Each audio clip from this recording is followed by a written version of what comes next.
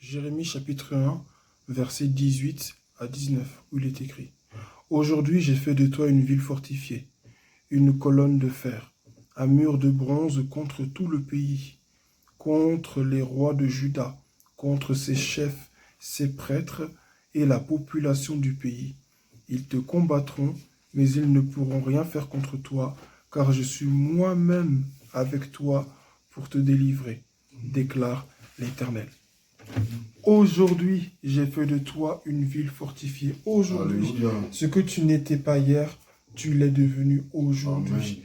Souvent, lorsque nous pensons à notre destinée, lorsque nous pensons au type de personne que nous sommes censés devenir, nous regardons beaucoup vers le futur et ce n'est pas un tort. Amen.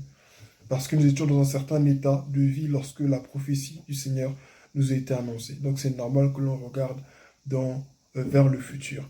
Mais après toutes ces années qui sont passées, ces épreuves, ces combats, les expériences que chacun ici a fait avec le Seigneur, aujourd'hui, tu dois savoir que Dieu t'a rendu fort, que Dieu a augmenté tes forces, que Dieu t'a formé, Dieu a formé ta vision, Dieu t'a formé de telle sorte à ce que tu puisses le voir en toi, de sorte à ce que tu puisses savoir que tu n'es pas n'importe quel homme, n'importe quelle femme. Ce soir, je ne dis pas ça pour gonfler l'ego de quelqu'un, amen, mais je dis ça au contraire pour encourager une personne. Dis, j'ai fait de toi une ville fortifiée. Nous avons connu dans la Bible une ville fortifiée qui s'appelait Jéricho.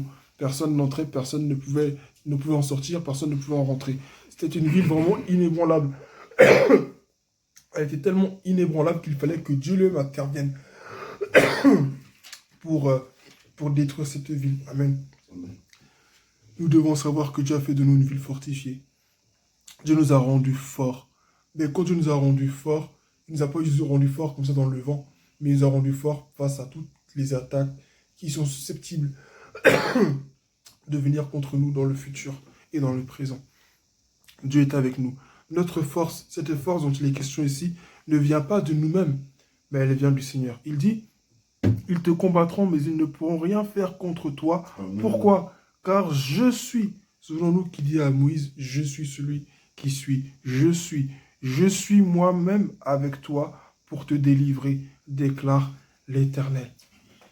Notre force ne vient pas de nous-mêmes, notre force ne vient pas de notre intelligence, notre force ne vient pas de notre degré de connaissance de la parole de Dieu ou du nombre d'expériences spirituelles que l'on a faites avec le Saint-Esprit, mais elle nous vient de Dieu lui-même. À partir du moment où tu sais que tu n'es pas seul, à partir du moment où tu es conscient que Dieu est là, tu es fort. Ce qui fait ta force, ce qui fait que tu es inébranlable, ce qui fait qu'on ne peut pas t'atteindre, ce qui fait qu'on ne peut pas t'avoir, parce qu'on ne sait pas où t'attraper, c'est la présence de Dieu. Alors la prochaine fois que l'ennemi viendra, dans des rêves, dans des pensées, par l'inquiétude, par les informations, par des relations, par quoi que ce soit, tu dois te rappeler que l'Éternel est avec toi. Amen.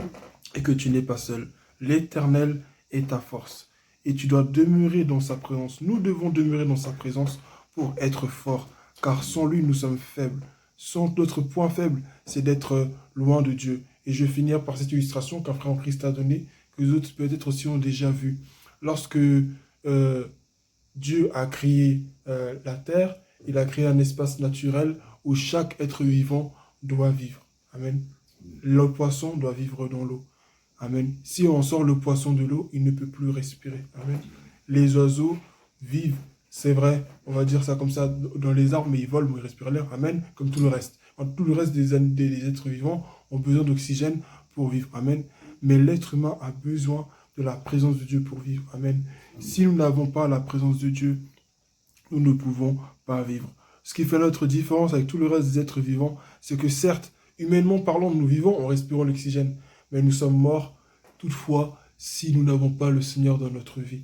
Donc nous devons demeurer dans sa présence afin de rester forts. Parfois, tu ne comprends pas pourquoi tu te sens faible. Pourquoi dans certains rêves, tu n'arrives pas à dire le nom de Jésus. Pourquoi tu te sens lourd. Pourquoi? C'est parce que tu as quitté la présence de Dieu. Amen. Et Dieu désire que nous soyons dans sa présence pour redevenir forts. Lorsque nous sommes dans la présence de Dieu, nous savons comment affronter les conflits, les moments difficiles. Nous ne sommes pas démunis. Un grand groupe de personnes peuvent se réunir contre nous pour nous combattre. Mais nous n'avons pas honte lorsque ce grand groupe-là vient contre nous pour nous faire du mal, mais parce que nous avons la parole de Dieu avec nous qui est dans notre bouche pour répondre. L'Esprit de Dieu en nous n'est pas un esprit qui nous conduit juste à nous taire et à subir, à accepter ce qu'on nous fait, mais il est celui aussi qui nous donne les mots pour savoir répondre comme il faut. Amen. Amen. Quand il le faut. Nous devons lui faire confiance.